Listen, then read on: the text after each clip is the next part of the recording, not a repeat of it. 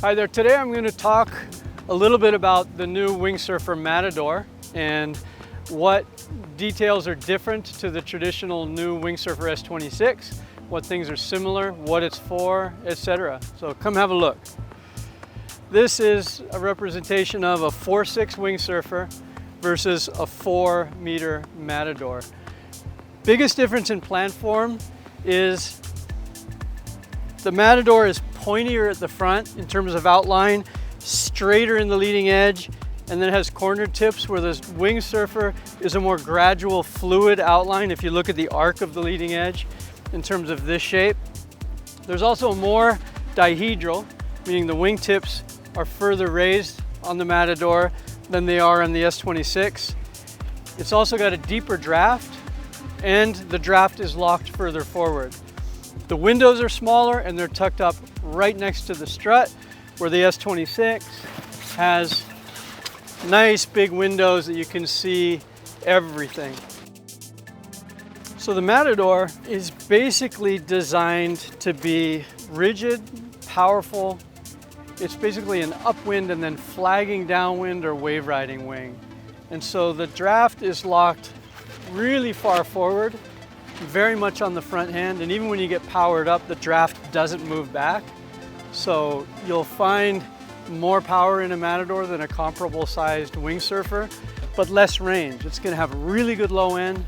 It's designed to be able to use as small a wing as possible to get up and get going, get upwind, and then catch the bumps downwind and to wave ride. It flags really nicely behind you with the addition of, as you can see, more dihedral. And the locked-in draft in the front, again, makes it super stable in terms of its range and its power delivery. It's not as fast. You're not going to have the top speed that you have on the Wing-Surfer. You're not going to have the control in a broad range of winds that you'll have on one size of Wing-Surfer. This is going to be more specific. Okay, I'm going to use the smallest wing I can, and then you'll get overpowered earlier on it, unless you're a big guy.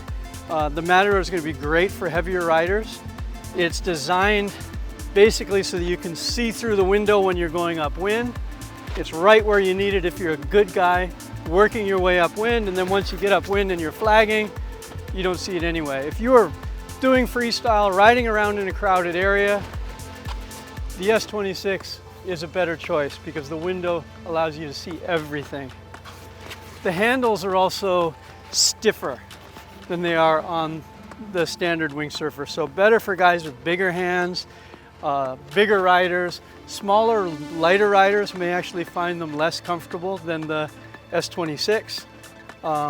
Lighter riders might also find that they get overpowered and get tired more easily on the Matador than on the S26 because it does make more power per size.